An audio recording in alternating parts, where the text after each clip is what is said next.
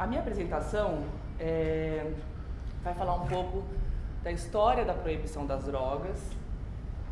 Então, meu primeiro slide é sobre a cronologia da proibição. Tá dando para todo mundo ver legal? Se alguém não conseguir alguma coisa, só me falar, porque eu quero explorar um pouco essa ideia das mudanças de perspectiva que aconteceram em relação às drogas ao longo do tempo. E como elas estão relacionadas à diplomacia, à economia política, à ideia de soberania e de nacionalismo, e não necessariamente à ideia de saúde, que seria a premissa mais interessante aí na questão das drogas, né? Então, anterior a essa linha do tempo que eu preparei, tem o ópio e outros psicotrópicos eram derivados de plantas, eram produtos super importantes do comércio internacional, desde o século XVII, para portugueses, holandeses, britânicos e alemães. Eles eram tratados como commodities, como outras quaisquer.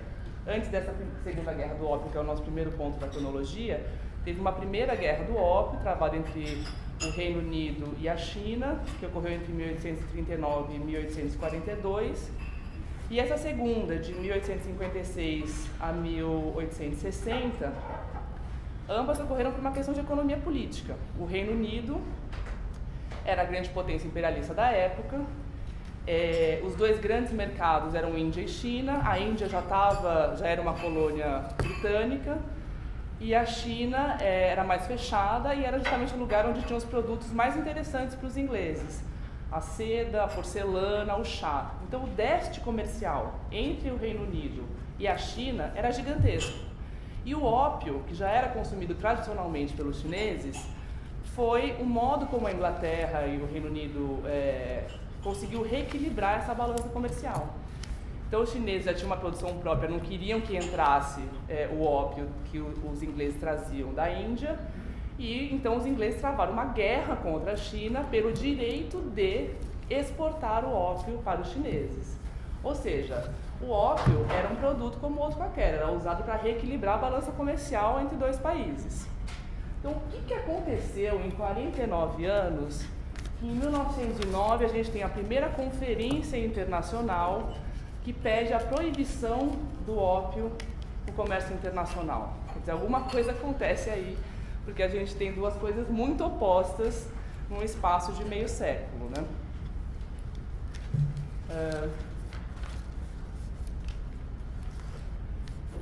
Aqui eu trouxe, então nós vamos começar a partir desse marco, que é um momento em que o ópio era tratado como uma commodity. Aqui tem duas charges publicadas na imprensa francesa, na época, que tratam desse momento aí da guerra do ópio. Então, na primeira ali tem uma charge publicada num jornal importante do século XIX, um jornal satírico chamado Le Charivari, e diz lá o inglês pro chinês: sim, você tem que comprar imediatamente isso, queremos envenená-los porque precisamos de muito chá para digerir nossos steaks. E embaixo tem uma outra charge que não tem a referência de onde ela foi publicada, mas foi no mesmo período, e tem lá o inglês jogando um monte de ópio dentro da boca do chinês, dizendo: aproveitando-se das circunstâncias para engajar os chineses no pagamento de milhões em ópio, que era a maneira como eles conseguiram reequilibrar ali a balança comercial entre os dois países. Aqui são outras duas representações dessa época. Em cima tem uma representação dessa publicação americana chamada Harper's Weekly, que mostra uma loja onde era comercializado o ópio. Você vê que assim, não tem nenhum ícone ali estigmatizante em relação ao uso de ópio, né? Parece um ambiente ali relativamente normal. E embaixo tem uma representação também publicada no London News, 1881, que mostra uma refinaria. Claro que você tem ali o inglês chefiando os chineses, mas assim, não tem nenhuma questão de um juízo maior ali. Então,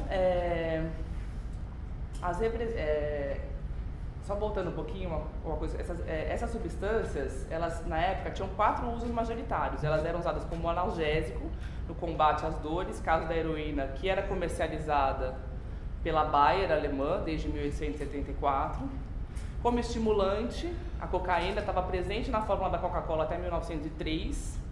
como substâncias que promoviam transcendência em rituais religiosos ou cerimônias culturais, e para alimentação e usos industriais. A maconha, o óleo de cânhamo era usado na China por uma questão nutritiva mesmo, e a fibra era muito usada na fabricação de tecidos. Então, nesses 49 anos, o que a gente viu foi uma transformação de uma guerra econômica e diplomática numa guerra moral e de produção de discursos. A mídia, como ela é construída socialmente, ao mesmo tempo que ela constrói, né, socialmente, quer dizer, ela acaba criando parâmetros dentro dos quais a população vai acabar pensando e refletindo, e a mídia basicamente é formada por grupos de elite. A gente tem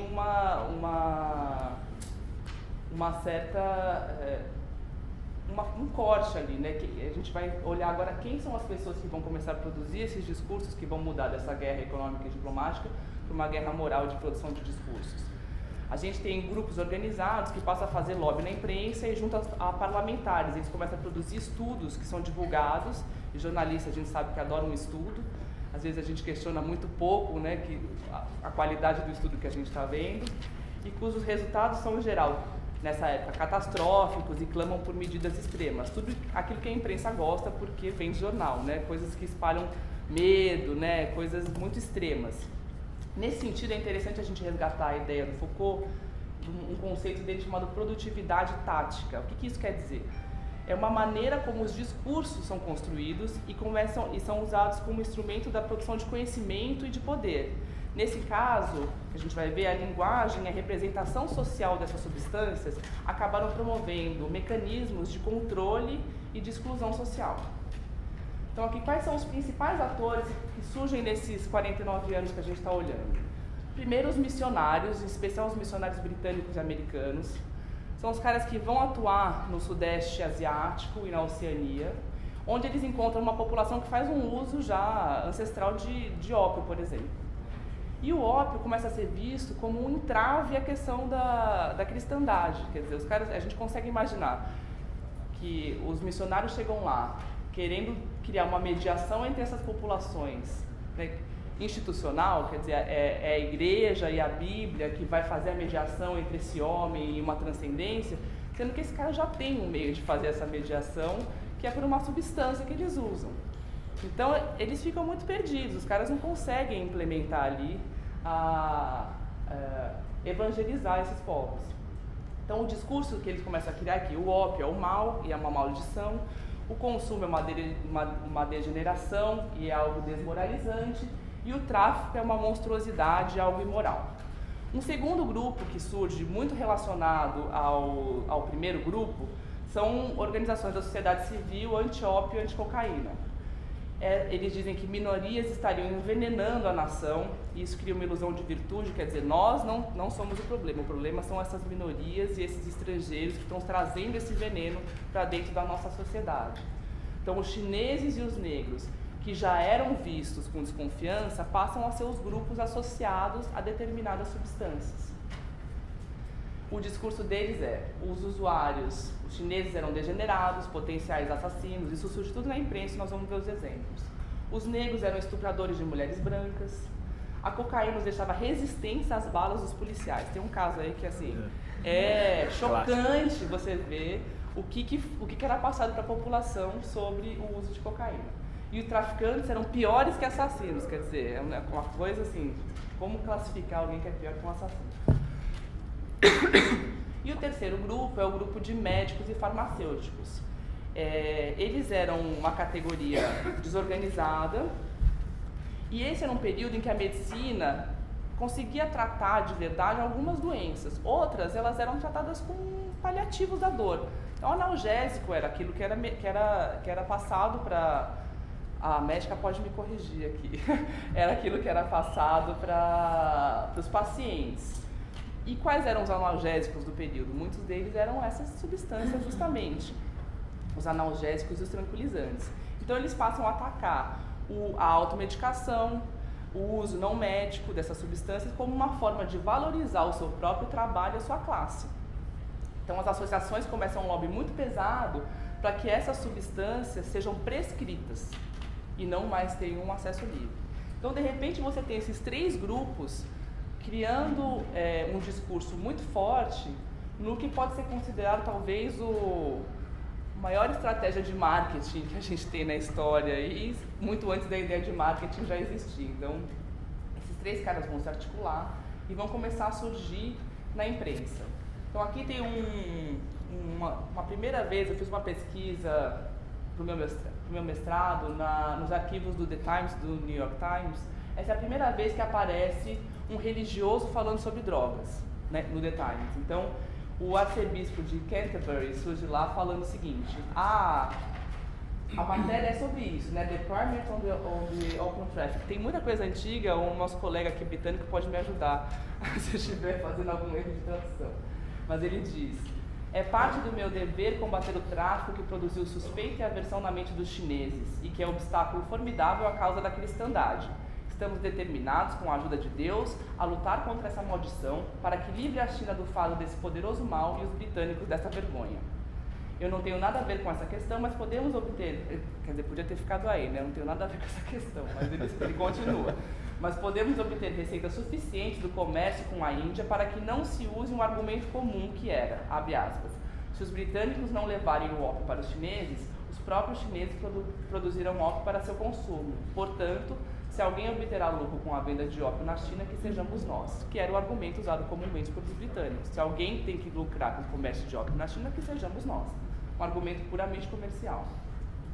Aqui um outro índice curioso que eu achei, de 1907, uma péssima imagem, vou ter outras ruins, porque a qualidade delas é muito ruim, foram coisas que eu consegui verificar na internet. Mas é um livro que diz, cujo título é De Viciado a Ópio a Pastor, que já mostra a influência que os religiosos começaram a ter nessa seara.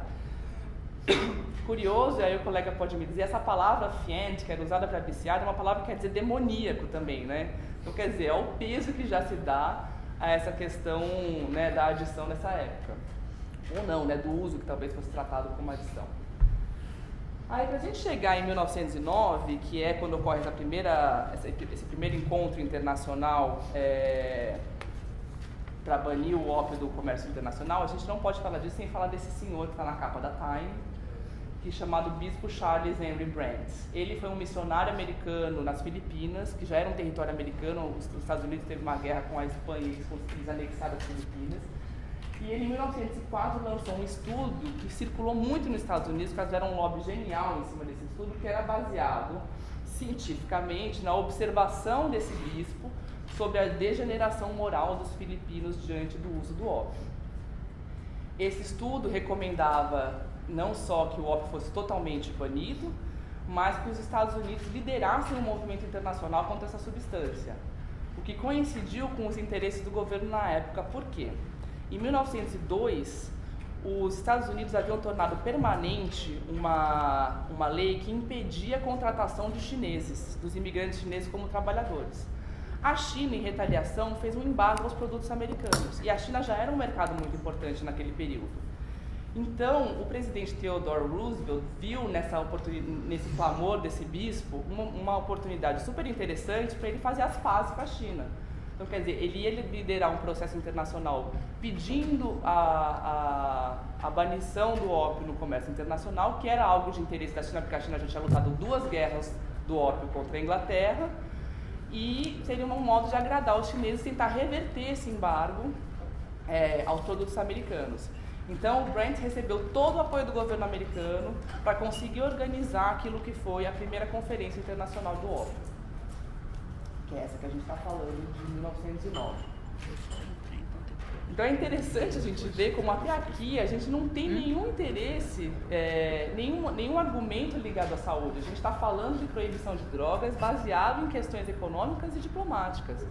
A gente não está falando de proibição às drogas relacionada a nada ligado à saúde ou ao bem-estar, nenhuma prova relacionada a isso. São coisas impressionistas ligadas a agentes religiosos, a agentes morais e a agentes ligados a uma classe que tinha seus interesses. Então aqui é a matéria do New York Times, quando começou essa conferência. É interessante que ela já surge com a gramática da guerra, né? As nações estão se reunindo para uma guerra para banir o ópio do comércio internacional. É interessante que nesse encontro eles não conseguiram tirar nenhuma resolução que realmente amarrasse os países, mas eles conseguiram determinar que estaria acordado entre aqueles países presentes que as nações que proibissem domesticamente o ópio não eram obrigadas a importá-lo. E aí os Estados Unidos e a China tiveram que sair correndo para criar uma legislação nacional que ela não existia em nenhum desses dois países. Para que eles se enquadrassem nesse acordo que eles mesmos fizeram, eles tinham que criar então uma legislação doméstica dizendo que o ópio era proibido nacionalmente, coisa que não existia em nenhum dos dois lugares. Coincidência ou não, o produto que passou a ser mais comercializado na China, onde ele floresceu e até hoje tem índices recordes de consumo, é o tabaco, que é justamente o produto que era comercializado principalmente pelos Estados Unidos e pelo Reino Unido. Então, de novo, a gente está vendo que existe um interesse econômico por trás de uma resolução moral que acabou afetando e fomentando, né? É aí que está criada a base do que a gente vai chamar depois de guerra às drogas. Esse aqui é o caso mais escandaloso, que é de 1914, que o título ali diz, demônios ou viciados negros cocainizados são a nova ameaça no sul dos Estados Unidos, uma matéria do New York Times. E aí eu vou ler alguns trechinhos aqui. A reportagem diz que são constantes os relatos de orgias regadas a cocaína, seguidas por matanças em atacado, que enquanto os brancos usam morfina, os negros usam exclusivamente cocaína. Então é um caso de racismo assim, do começo ao fim. Que seus efeitos fazem do viciado um criminoso perigoso, que ele se torna temporariamente imune a choques, o que o torna resistente a balas de revólveres. Diz lá, tiros de balas em partes vitais que derrubariam um homem são, falham em deter um viciado em seu ataque, fecha aspas. E o chefe da polícia de Asheville, que é ouvido na matéria, diz que encontrou um negro que era seu conhecido, mas que havia se tornado um viciado em cocaína, que ele esfaqueou um vendedor, atacou o policial, que atirou contra o seu coração para se defender, mas sem efeito. Teve que dar outros 2 tiros sem que o negro cocainizado sofresse nenhum tipo de abalo. E no dia seguinte, diz o policial, eu tive que trocar a minha arma por uma arma de mais alto calibre. Então você imagina o tipo de pânico que isso cria. Quer dizer, o negro já era um cara estranho nos Estados Unidos. Fazia 50 anos que a escravatura tinha sido abolida, mas esses caras estavam muito longe de serem integrados na sociedade como estão até hoje. E de repente eles são os caras que ficam cocainizados, que estupram as mulheres brancas e que pior, ficam resistentes às balas dos policiais. Ou seja, é o pânico total, viram monstros. E isso justifica uma série de ações. Quer dizer, quando você começa a retratar determinados grupos dessa maneira, você começa a justificar que o calibre seja maior, que você já atire antes do cara reagir e todas as coisas que a gente vê que acontecem até hoje.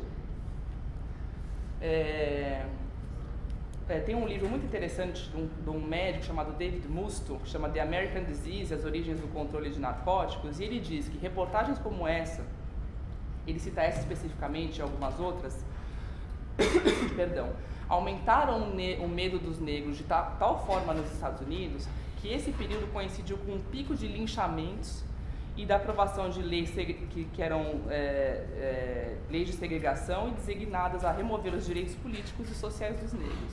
Então, quer dizer, o discurso que é montado pela mídia, ele tem uma consequência prática. Quer dizer, os negros não só passaram a ser mais segregados e passaram a ter leis aprovadas contra eles, como os caras começaram a ser linchados, porque as pessoas estavam em pânico contra eles. Isso ocorreu antes em relação aos chineses, e isso vai ocorrer depois em relação aos mexicanos e à maconha. Eu estou falando muito dos Estados Unidos porque a gente importou esse modelo dos Estados Unidos praticamente diretamente, né? Depois ele foi desenvolvendo as suas peculiaridades brasileiras, mas nós e o mundo inteiro acabamos importando esse modelo americano, e esse modelo vem carregado desses estigmas, desses estereótipos e da maneira como lidar com eles, que é uma maneira de recrudescimento, de militarização, aumentar o calibre. Ele diz que eles foram privados de uísque, por isso que eles começaram a usar cocaína? Diz. Porque era na época da proibição, né? Era logo depois do início da proibição do álcool. Então a matéria faz essa relação, diz que os negros foram privados do uso do uísque Então eles começam... Como é que você conseguiu ler isso? Ah, tá ali em Tá ali em cima. Achei que você estava...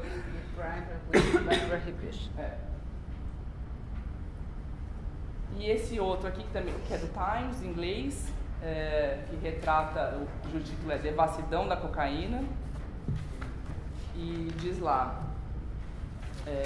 retrata traficantes como inimigos da sociedade, que arruinam a vida de nossos meninos e meninas, pessoas sem senso moral, sem noção de vergonha, nem mesmo o tipo de honra que se diz existir entre os ladrões. Questiona a opinião do secretário de Estado britânico, que diz que uma pena de 6 meses de prisão com trabalhos forçados para porte de cocaína era suficiente. E pede penas mais duras com castigos físicos severos. Então, quer dizer, quando você estigmatiza, você também pede uma ação prática para combater essa estigmatização. Nesse caso, castigos físicos severos. Aí vocês desculpem, gente, porque eu sou péssimo nesse negócio de PowerPoint, eu fiz aí, mas umas coisas erradas.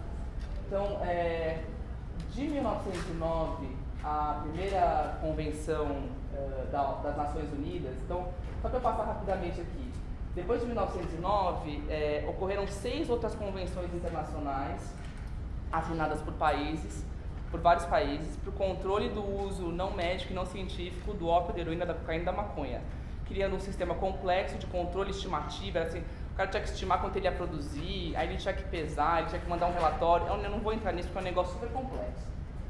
E cada uma dessas 6 convenções desdizia a outra e criava um outro sistema, enfim. E a ideia das Nações Unidas, dessa Single Convention, que foi também um processo liderado pelos Estados Unidos, era de que ela sintetizasse, por isso esse nome Single, todas essas outras 6 convenções que ocorreram nesse período. Mas não deu muito certo, em 72 ela já tinha sido emendada e depois ela foi acrescida dessa convenção de 1971, que acrescentou essas drogas que eram derivadas de plantas às drogas sintéticas, que nessa primeira convenção não estavam contempladas, e a de 1988, que previa a criminalização do uso e do tráfico, que é descrito com centenas de verbos, portar, usar, levar, trazer, dessas substâncias em nível doméstico. Então, era um acordo internacional que previa que cada país deveria criminalizar essas ações, tanto o uso como o tráfico. Essas 3 convenções são quase universais, praticamente todos os países do mundo assinaram elas. Ou seja, todos os países se comprometeram em combater o uso e o tráfico de drogas domesticamente. Enquanto muitos países tiveram essa certificação feita no período que eram colônias, então por meio dos países que as dominavam, as outras que não fizeram foram de certa forma coagidas a assinar esses acordos, porque os Estados Unidos criam um sistema de certificação dos países. O que era isso? Aqueles países que não combatiam as drogas, no modelo americano de combate às drogas, eles eram descertificados pelos Estados Unidos, e isso queria dizer, isso é um ato do Senado americano, está registrado e tal.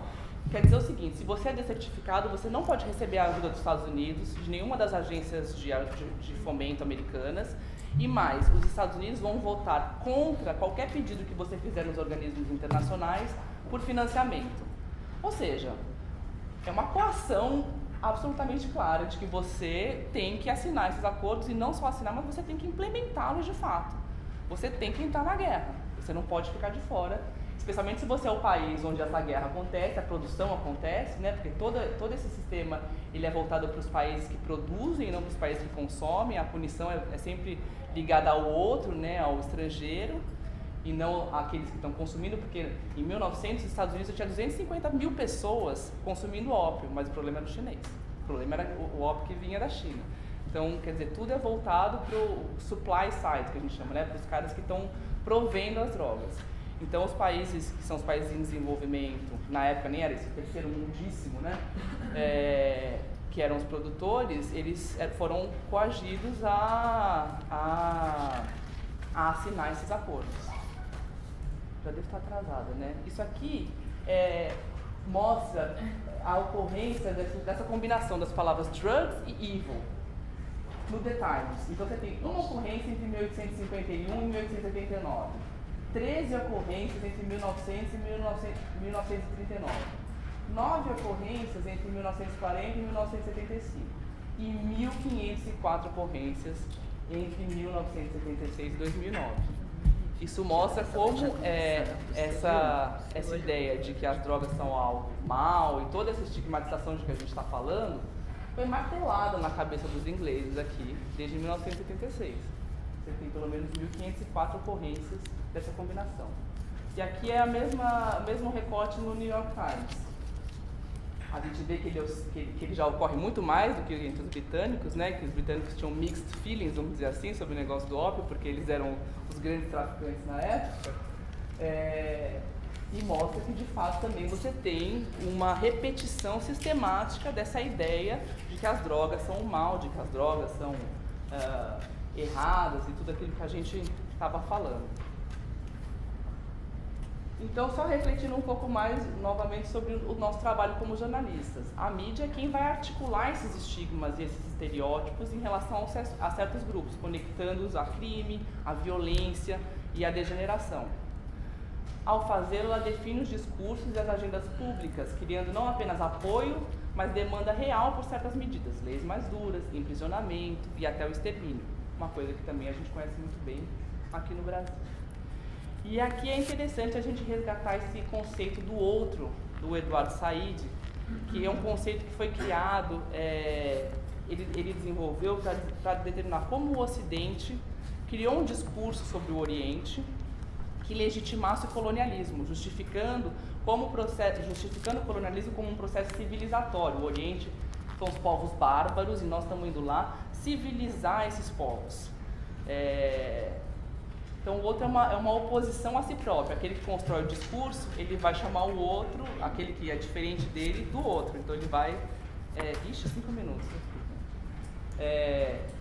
E isso é uma forma de você manter poder, porque você que está elaborando esse discurso e você que está estigmatizando esse outro. E aqui eu queria falar de um caso específico que ficou muito famoso, que é o caso dos bebês do crack babies. Foi um caso que aconteceu nos anos 80 e 90 nos Estados Unidos, baseado num estudo preliminar que dizia que os bebês de usuárias de crack pareciam que tinham alguma alteração ao nascer por conta desse uso.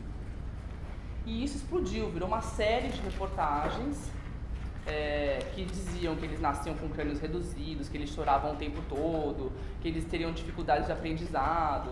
Tem um colunista do Washington Post chamado Charles Krauthammer que escreveu que a epidemia de crack havia criado um novo horror, uma sub-raça biológica de crianças deformadas fisicamente, cuja inferioridade biológica está estampada em seu nascimento. Essas crianças teriam uma vida de sofrimento e prováveis desvios de comportamento, além de permanente inferioridade. Então, você imagina, essas reportagens não só criaram um pânico em relação ao crack, como colocaram várias usuárias de crack grávidas presas e fomentaram uma série de entidades que existem até hoje nos Estados Unidos que financiam abortos de mulheres que são usuárias de crack. Vão lá e falam, a senhora usa crack? Então, você quer fazer um aborto, eu te dou um dinheiro aqui. Só que estudos extensivos feitos sobre essas crianças mostraram que elas não têm absolutamente nada. Tem estudos que foram feitos ao longo de 25 anos com essas crianças. E elas não têm nada de errado. E aí, como é que essa mídia vai se retratar em relação a algo que foi martelado durante os anos 80 e 90?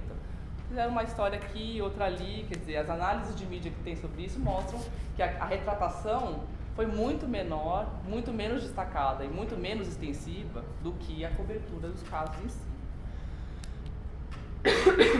E agora eu vou usar também, no Brasil, né, antes do crack, o grande vilão sempre foi o tráfico de drogas, né, o grande causador da violência urbana e da degeneração social. E os jovens traficantes, que haviam ganhado muito destaque com o filme Cidade de Deus, que apresentava aquele menino, uma criança que ia no motel e por sadismo matava todo mundo, que era o Zé Pequeno quando era criança, isso criou um estigma forte. Quer dizer, esses meninos que trabalham por tráfico são sádicos, esses caras... Isso tudo colabora para esse caldo, né? E esses meninos nunca eram ouvidos, né, na imprensa. Eles tinham sido ouvidos pelo documentário do João Moreira Salles, o Notícias de uma Guerra Particular, mas assim, na imprensa eles não apareciam. Eles apareciam presos, eles apareciam mortos, e se aparecessem mortos, as pessoas achavam que estava bem feito. Então, logo depois que o Tim Lopes foi assassinado, eu tinha assistido Relatos de uma Guerra Particular e eu consegui acompanhar a equipe do documentário Falcão, que estava sendo feito por gente da favela, para falar com esses adolescentes que viviam essa realidade. E não sei se vai dar tempo, eu vou pular uma parte que eu ia ler aqui, um trechinho que assim, essa matéria que eu fiz foi premiada e foi super interessante, porque esses meninos contavam por que eles tinham se engajado no tráfico de drogas, o que eles achavam disso, se eles tinham a intenção de sair ou não. Então, quer dizer, problematizou e humanizou essas figuras, mostrando que eram os caras que tinham tentado outras coisas, que não tinham conseguido, que a favela acabava oferecendo esse caminho para eles, que eles achavam mais fácil do que ficar roubando na pista, que era mais perigoso, que se quem tem estudo não está conseguindo nada, imagina eu que não tenho estudo, que minha escola é ruim. Então, quer dizer, de certa maneira eu entrevistei 16 meninos, a gente conseguiu um pouco retratar, complexificar essa imagem que existia desses caras. E aí eu vou mostrar umas fotos que para mim foram um marco muito importante na imprensa, que são as fotos feitas pelo Carlos Moraes do Dia. Eu não sei nem se esse cara trabalha lá ainda. Não? Em 2004, que era, até então, toda vez que a polícia entrava na favela e matava alguém, o cara automaticamente era traficante. A polícia matou 5 traficantes, a polícia matou 10 traficantes. E a imprensa comprava isso automaticamente. Não existia nenhum tipo de questionamento. A polícia é uma fonte muito pouco contestada, não só por nós, como pelo próprio sistema, né? Eles têm, como é que chama aquilo, Julita? Fé pública. O que eles falam praticamente é verdade. E essa foto foi um flagrante que ele fez. A primeira imagem você vê 2 meninos rendidos, desarmados, com as mãos na cabeça. Na segunda foto o cara está com um fuzil já mais perto deles. E nas 2 outras imagens ele está descendo os corpos desses caras, que vão ser apresentados como traficantes mortos pela polícia, porque atiraram contra os policiais, etc. E tal, naquele discurso que é muito comum. A partir da divulgação dessas imagens, que ganharam o prêmio ESSO na época, todo mundo começou a tratar, eu não sei se ainda trata, eu precisava fazer uma análise disso, os mortos em ações da polícia como supostos traficantes. A palavra supostos, de repente, começou a fazer parte do vocabulário dos jornalistas que cobriam esse tipo de situação. E para terminar, eu queria propor uma discussão, mas acho que a gente pode talvez voltar, depois que o Bruno fizer, sobre essa capa da Vejinha, que mostra uma modelo que estava vivendo na Cracolândia, uma foto dela antes e depois, com essa aspa, eu preciso de ajuda, o tocante, não consigo nem ler aqui, a tocante história da modelo de 24 anos que veio tentar a vida na cidade, perdeu tudo com o crack e agora tenta se livrar do vício. Isso aqui é mais uma provocação aqui pra gente refletir um pouco sobre isso. E concluir com esse The Onion aqui, que é um jornal satírico. E brinca aí, as drogas venceram a guerra às drogas. É isso, gente. Muito obrigada.